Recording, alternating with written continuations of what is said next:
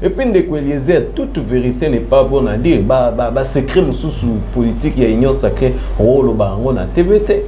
Tout bazose là-bas, on a quand même bâton na eto méthodologie à Madame Judith Nenga Rosala na primature. De lobby déjà faut remise et reprise bando salim.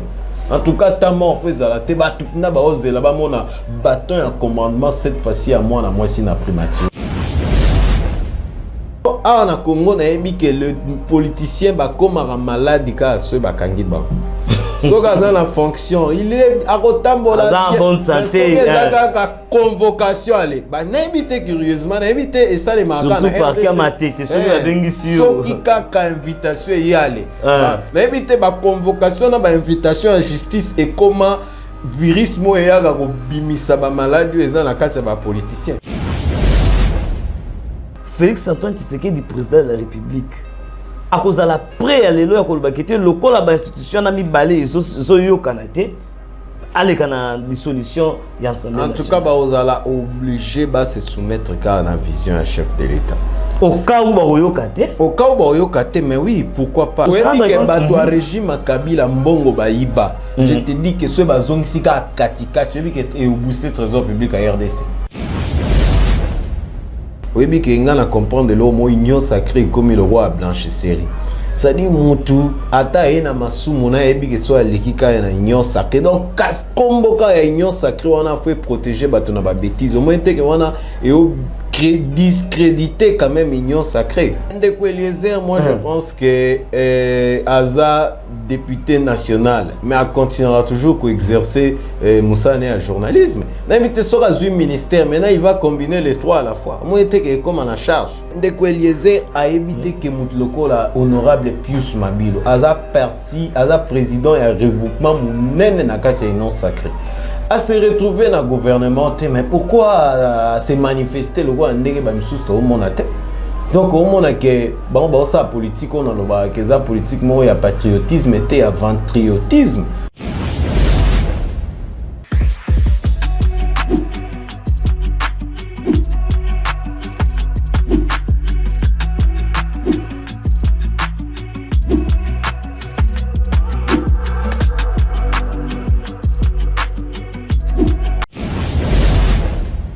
Très heureux, mesdames, messieurs, de nous retrouver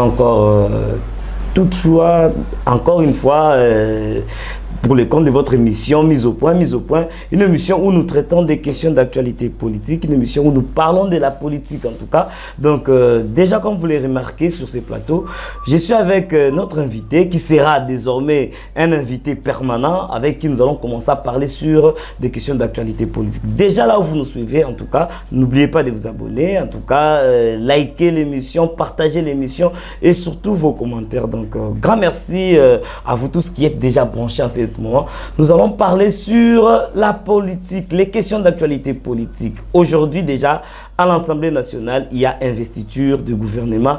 Judith Soumouina, nous allons en parler au cours de cette émission. Nous allons parler sur des rumeurs qui spéculent, qui disent que non, nous devons changer la constitution de notre pays. Nous allons en parler au cours de cette émission avec Bob Tanga, qui est l'un des cadres de l'association Agerne. Donc en tout cas, avec lui, nous allons parler de tout sauf de rien.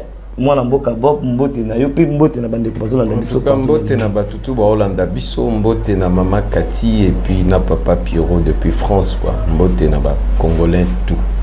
Voilà, sans plus tarder, entrons dans les vifs. L'émission de l'actualité reste dominée sur l'investiture qui a gouvernement Judith Soumouina. Alors, en tout cas, Toyoka qui d'abord avant investiture Rwanda, moi mbilinga na kati ya union sacrée. Wapi tout moni moi na mboka Ndeko Eliezer Kolobakite, jusque là en tout cas tension est bien té na kati ya union sacrée, na kati ya union sacrée ndenge za wana ezana batu musu baza mécontent par rapport au gouvernement, il y a Judith Toulouke. En tout cas, on a évité analyse sur propos médiatiques où Ndeko Eliezer récemment. Oui, en tout cas, mécontentement, on a ça la bien parce que Bisika Batou Bazali, en tout cas, satisfaction, ils aura toujours à 100%. Donc de quoi Eliezer n'a évité à commis porte-parole, il y a un mécontent parce que tant que mécontentement Zali n'a évité que réussi par le secrétaire il y a IDPS Augustin Kabou, il y a Yambaki Bango et puis na présidium moi je crois que ba cadre nyonso ya Union Sacrée Bazalaki Basololaki et puis il y a Yambaki groupe par groupe. Bon, mécontentement mais est-ce que la République sera bloquée maintenant pour les individus? Je crois qu'on a tout évolué.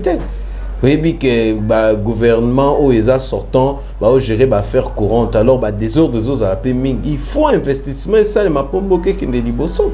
Donc, c'est vraiment ça. Vraiment, mais investiture, même pendant que les députés Moussoussou vont faire partie de la Union Sacrée, on dirait qu'ils ont part na bangoté. Mais de quoi Eliezer a évité que Moutloko, l'honorable Pius Mabilo, a parti, a président et un regroupement dans la Union Sacrée.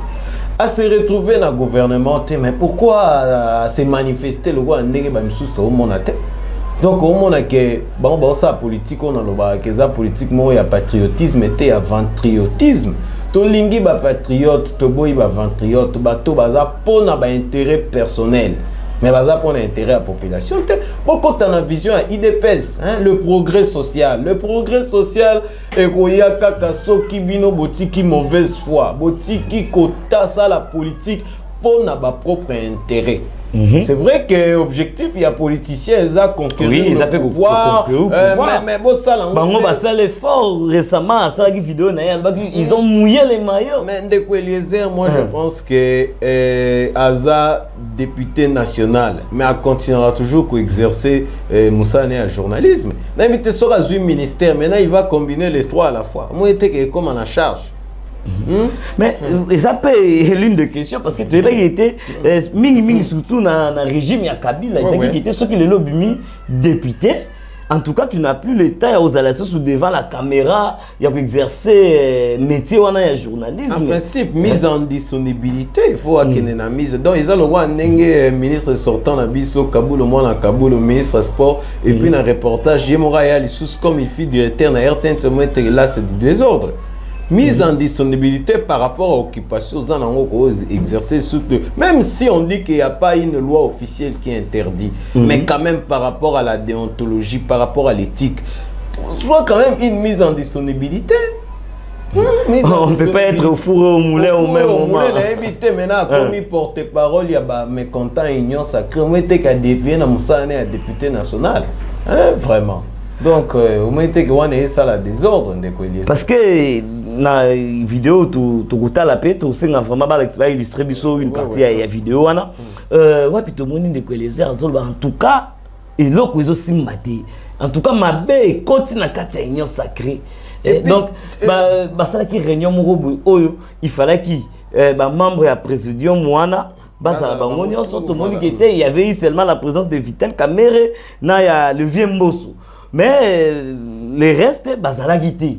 Donc pour les airs, déjà qu'il y a un mauvais vent qui arrive. Mais bazala qui représentait, Bazaï était là. Moi je pense que institution ou soit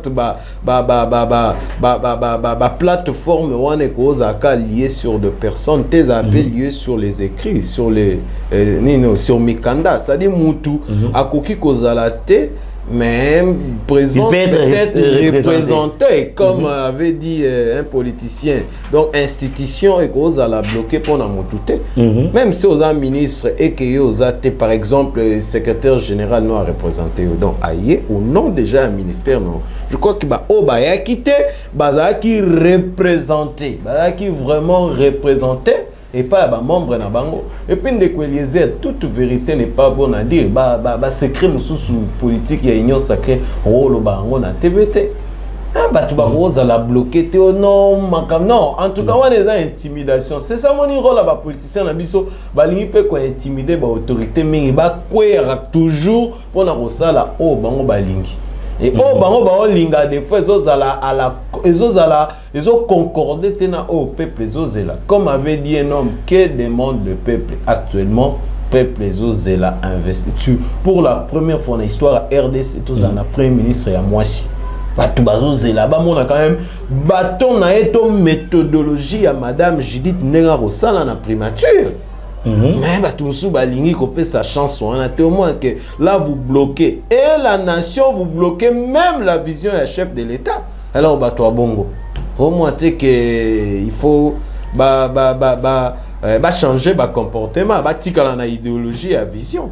Vraiment donc présentement nous tous betela bino li solo boué déjà dans l'Assemblée nationale les aya ko yinda na ndinga osakanate wapi militants il y a Viemboso en tout cas tondi na kati ya palais du peuple on a pona ko soutenir investiture ya gouvernement Judith Tuluka. Alors est-ce que na ndenge ozomona premier ministre Judith Tuluka est-ce que a ko réussir ko défendre projet na ya gouvernement? Mais oui, Aza politicien, je crois qu'il y aura beaucoup de débats contradictoires parce que oui, même à l'époque, je me rappelle à l'époque, il y a Premier ministre Otozouak Adolphe Muzito. Muzito, quand il défendait peut-être le projet d'un ensemble national, après ça, quand illustration, que le Congo, c'est comme une femme qui a besoin d'un homme. Mais à l'époque, il y avait un député qui a contredit pour dire que si le Premier ministre peut dire que le Congo c'est un homme. Et ça fait partie de leur travail. Mais je crois qu'à redéfendre le projet, et le cas bien. Tout ce qui a de mauvaise foi. Vous savez, au Congo, il y a des gens, ils comprennent déjà ce que toi tu dis. Ils comprennent déjà ce que toi tu présentes comme projet. Mais lui, il veut t'amener dans un carré que toi tu ne voulais pas arriver. Alors, esprit, en tout cas, faut pas vraiment aller à l'investiture, quoi.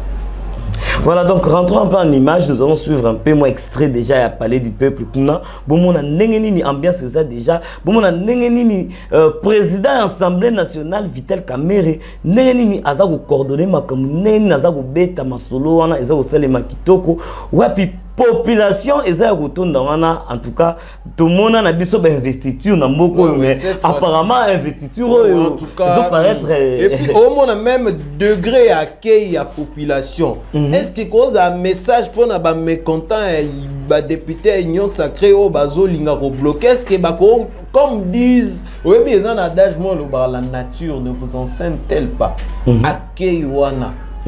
Ils ont enseigné binote que batu ba oser la investiture. Ils sont bloqués en tout cas na éviter même ce babengi ondo qui aussi mbaté pour la méritocratie ya comportement là peut-être que luka ba mo musu na dictionnaire pour to connoter na eloko lingo sala ya mabe. Rentrons en image et on se retrouve tout de suite là nous moi extrait non il y a Palais du Peuple tout le monde ambiance nengezo les gars avec Vital Kamerhe président de l'Assemblée nationale. C'est parti. C'est à vous de demander à vos militants là-bas de nous permettre de travailler. Honorable Mbosso, honorable, je vois les drapeaux là-bas, demandez à vos militants d'être disciplinés. S'ils continuent, je vais vous demander à vous-même d'aller les sortir dehors.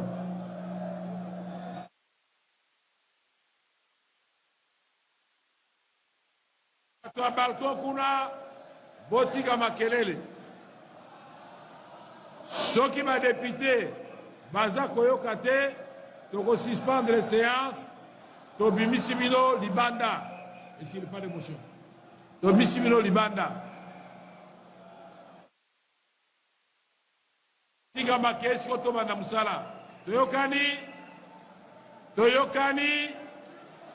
to banda musala.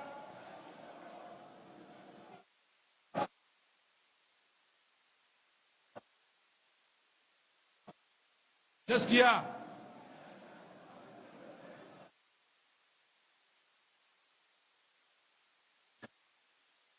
Non, il n'y a pas de problème. Il n'y a pas de problème. On ne peut pas m'humilier. On risque d'humilier plutôt la République. Ceux qui ont amené les gens pour faire du bruit, et j'essaie d'identifier chaque groupe. En fait, en réalité, vous êtes venus pour humilier et le chef de l'État et la République. Et si ça continue, on va vous faire partir. Nous devons travailler. Député, calmez-vous. Je sais me défendre, je n'ai pas besoin de ça. Alors, chers collègues, asseyez-vous. J'ai compris le petit jeu, ce n'est pas compliqué, asseyez-vous. Mais nous allons, jusqu'à l'investiture du gouvernement aujourd'hui.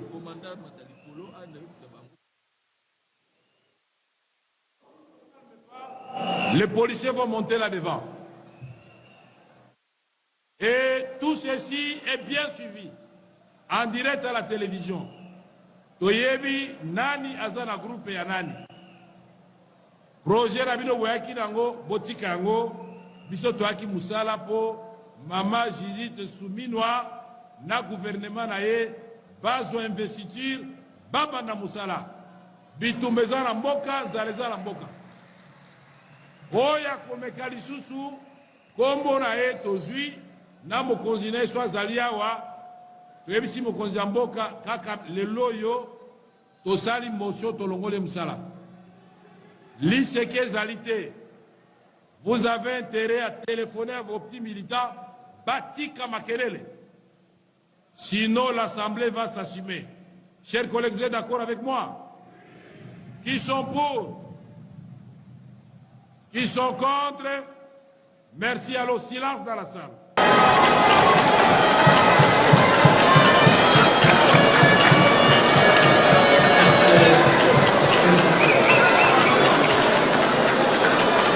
Monsieur Didier Pambia Moussanga, ministre du Tourisme.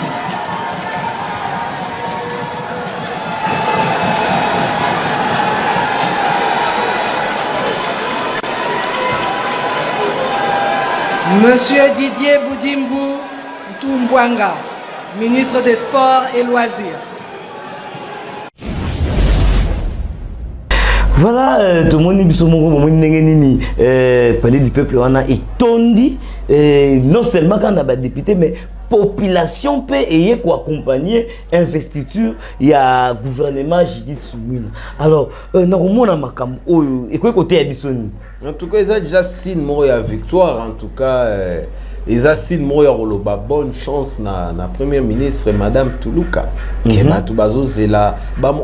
le monde d'aujourd'hui a besoin de l'innovation. Ba sepela mingi na makambo nanu ba mona teke na makambo ici Salema. Donc le col les Salema na teke na RDC to zo premier ministre Mwasi. Donc ba tuba na rage ba lo ba na français na ko mona e azwa bâton de commandement. Je crois que le roi investiture et Salema lobby. Deux lobbies déjà faux ba remise et reprise bando Salema. En tout cas, tellement fait ça. Te batuna ba ose là-bas mon bâton et commandement cette fois-ci à moi si na primature. Donc on n'a plus le temps à perdre. Ndenge investiture zo Salema Boué. Lobby déjà il faut les camarades on ba dépend peut-être na disponibilité ba ministère mususu na éviter ba sortant mususu. Mais ba on so baza ah mais oui, il faut déjà lobby donc ceux qui lobby déjà mercredi ba remise et reprise bande au Salema. Moi te tito comme vendredi donc tito comme lundi prochain déjà gouvernement bandi musala et ça là bien vraiment. Alors pendant ba ministre mususu déjà tout ça ka rumeur qui était il se peut que non il faut justice a mécanisme ko landela bango pendant ba temps où bango ba meki ko gérer ba ministère wana il y a eu des faux fuyants il y a qui non ba détourner mais Salema qui et tout. Alors qu'est-ce que vous pensez? Parce que Moussous Babimi honorable député. Est-ce que Bakotika Yango et les Kakaka Bongo donc il y a la continuité de l'État ou bien il faut tout zonger la bango pour que tu entendre bango s'il y a eu détournement réellement justice nebiso et l'andela. En tout cas oui c'est ça justice fait ça la monsala hein, parce que oui bien que ngana comprendre l'homme union sacrée comme le roi blanchisserie. Ça dit mutu ata ena masumu na ebi ke so alikika na union sacrée donc kas kombo ka ya union sacrée on a fait protéger bato na ba bêtises au moins te que wana et discréditer quand même union sacrée faut pas crédibiliser plateforme wana bato faut justice et landela bango en tout cas avec le ministre entra oazo kota en tout cas il faut approuver biso de quoi il sera capable ya ko juger bato yo oh basala ki mbeba oh bazana ba kaya ba flagrance surtout ya ba détournement bato wana faut baza sévèrement jugé. Et puis je crois que déplacer peut-être pour en Congo na yebi que le politicien ba komara malade ka so ba kangi ba. So gaza la fonction, il est à kotambola bien. Bonne santé. La convocation aller. Ba na éviter curieusement, na éviter et ça les marquants. Surtout par kamate, te so la bengi sur. So ki ka invitation y aller. Na éviter ba convocation na ba invitation en justice et comment virus mo eyaga ko bimisa ba maladie eza na kati ba politicien. Pour moi na kezara ba botch. En tout cas cette fois-ci même si tu es malade, il faut être jugé vraiment sévèrement. C'est ça photo boya eloko wana ezozong samboka sika. Vraiment. Parce que tout ça que bato a régime Kabila mbongo bayiba. Je te dis que ce bazong sika katika, tu veux que au booster trésor public à RDC. Mbongo bato wana bayiba. Ce bazong sika la katikati. Katika ya mbongo bayiba. Oui, trésor public est comme boosté. Alors bato basana Kabila la plupart na bango pe bazana fachi. Alors ce baye kaka na idéologie ba détournement on moins été que mboko trozon. En tout cas, il faut justice et ça la musala na. Donc idée président de la République Félix Tshisekedi azui akotia ministre ya justice moko ya opposition. Est-ce que makanisi wana et bon minimum na simana kasi pour na eza politique pour alaxabino que oyebi que soki ngala sepeli ku na nomination na parce que soki ozala tout le temps na ministre à justice et que amoto et na batu musuba koka okanga bango te pour na nini oyebi nini ba l'état nyonso azala bango. Donc yo lingo kange mais lobby azaki na gouverneur ongo kanga e lobby azana ministre de justice bagenda peut-être ko beta tennis na grand hôtel o lingo kange yena ministre intérêt ba auto déjeuner non muto bongo omo eteke soko yena ye même batu musuba omo moto yo mais soyi déjà ba elibino corps étranger et bige moto nana ena ebi ke toana ba lien makasi to moite ke wana mwa bobangi pe oza. En tout cas fachi fazongi sa idéologie ya papa na Etienne Tshisekedi wa Mulumba. De lors kazaki nommé premier ministre mututo yebi kozana eloko wa l'état mutu kwale yo moko mizongi sela. Il faut vraiment eloko wana justice ya turo etombo eloko wana makasi. Et puis surtout continuité. C'est vrai que bandaka mesuka na yango ti lelo to ebite procès à Bukangalonzo ya matata pour le so esukandeni on ne fait que reporter yepedelo aye obimasuku na l'Assemblée nationale ebi que comment unanimité parlement donc ba gymnastique wana nyonso en tout cas justice face à la. Mais est-ce que avec Vital Kamerhe comme président de l'Assemblée nationale, est-ce que vous assure en fait, est-ce que Batouana nyonso vous ko batama na sima immunité parlementaire, est-ce que Vital Kamerhe akotika bangoto ceux qui babungi ye akozala prêt s'il faut que balongola bango ba immunité parlementaire ba rolongola bango pour que ba affronter pe justice. Ah mais il faut balongola bango ye moko Vital Kamerhe aza exemple directeur ya cabinet à chef de l'État Kenda Samba.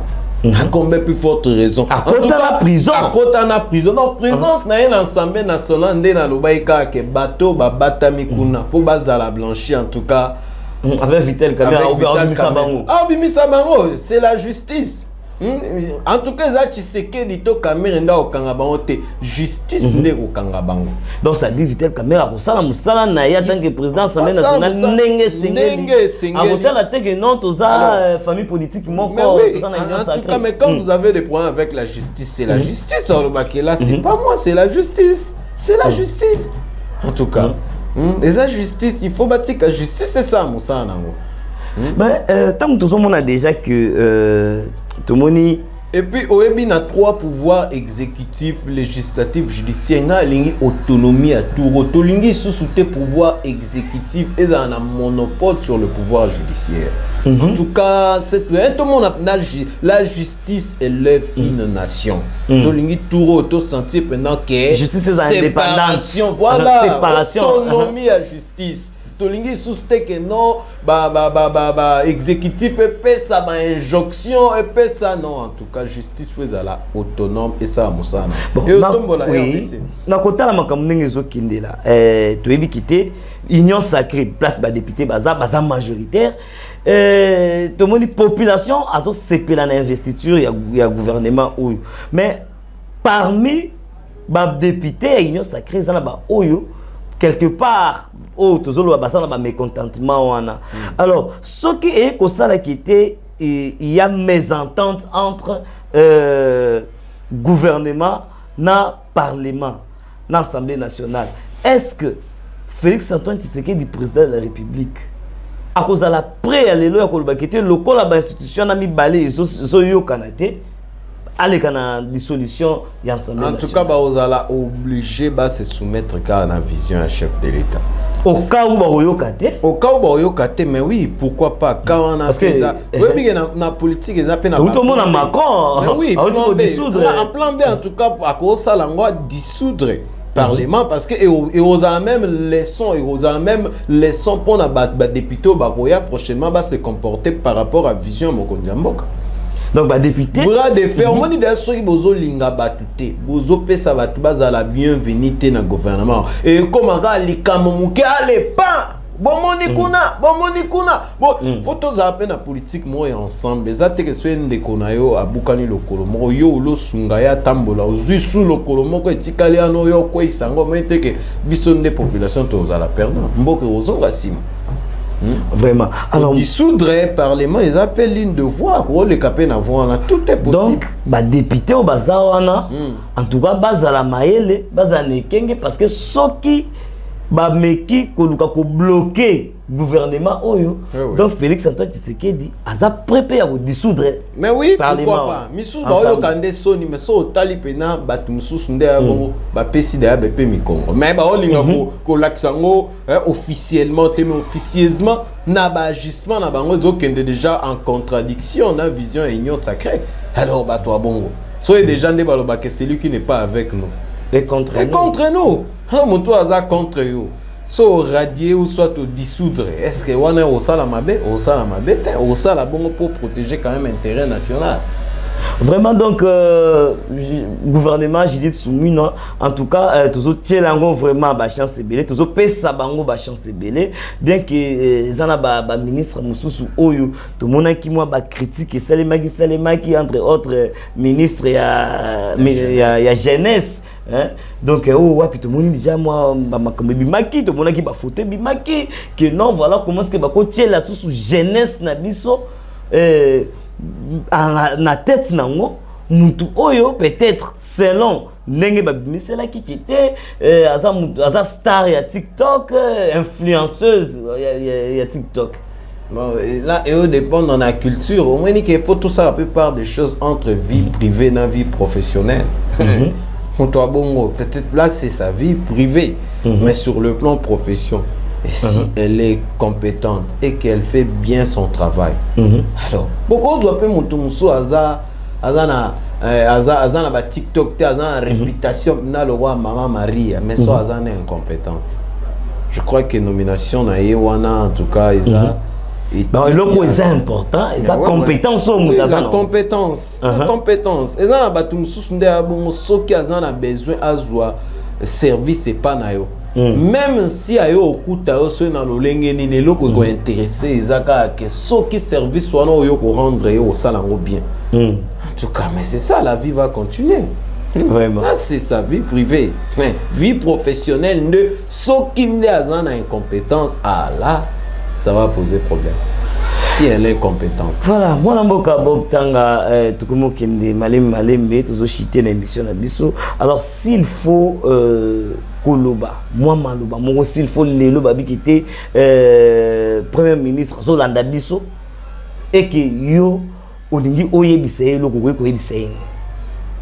En tout cas, ngai lo na loba na maman premier ministre il faut à refléter image peut-être il y a ndenge batu baozwelai parce qu'on dit que à l'état qui na ministère à plan babi kaza bosser il faut à manifester en un gouvernement il faut qu'il y ait aussi des sanctions pour na bateau baozala incompétent.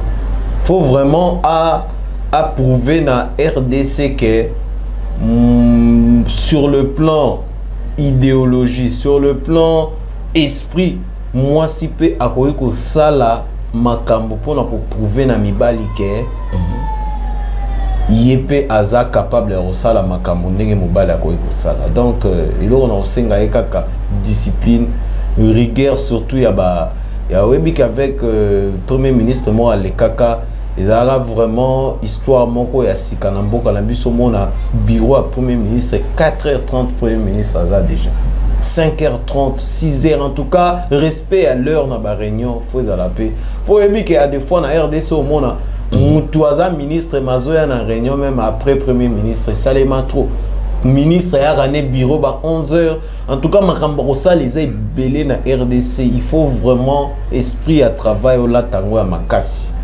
discipline ezala et puis respect à R ozala vraiment bien pour na premier ministre na biso madame Tuluka. Vraiment, nous sommes arrivés à la fin de cette émission. Je ne sais pas, quelques salutations. On a Bandeko Bazo, on a Bisso partout dans le monde. En tout cas, Jean-Pierre Mbikoulou Maemba depuis Paris. En tout cas, on a Pessi Mbote. Mbote na Armen Mbokabo, Christian Mbokabo et puis Don King Mbokabo. Donc c'est ça, Mbote Nabino. Vraiment. Voilà, nous sommes arrivés à la fin, comme je venais de le dire. En tout cas, Bolandi Bisso vous avez belé. En tout cas, Bobo Sanate, ko s'abonner, bo liker émission, surtout bo partager Bisso pour que bande comme ça peut balanda pour que bango peut bazala la même onde d'idées. Paye à comprendre ma kamundenge Bisso peut tous aller comprendre. Donc là, je dis grand merci na Mike Ndenga en tout cas Zolanda Bisso depuis Paris. En tout cas, merci. Je dis grand merci na Will Boukeni et Zolanda Bisso toujours depuis France, depuis Paris. Na Bossanité, Igo Moulabou Zolanda Bisso depuis Soudaf. Je sais pas d'Iwaza déjà na Kinshasa. Bon séjour en tout cas, merci Nayo. Boza et Belé abonné nyonso et Ertina Télévision en tout cas Bozolanda Bisso na Bossanité nazo pesape grand merci na Genote Bina donc autrement dit Bina de la presse oyo azab na assistance en tout cas merci na yo na PCP grand merci na Nick Sax en tout cas azalaki wana du côté technique azalaki monté accompagné na Whisky Wishi à 820 giga autrement dit l'exing intelligent en tout cas merci na yo pe na kosukisa mbote na ngai na bindi wa kumpala parce que ye azaona toujours pour accompagner ba faire pour que ba faire et que les liboso. Jusque là, portez-vous bien. Prenons rendez-vous au prochain numéro. Ciao.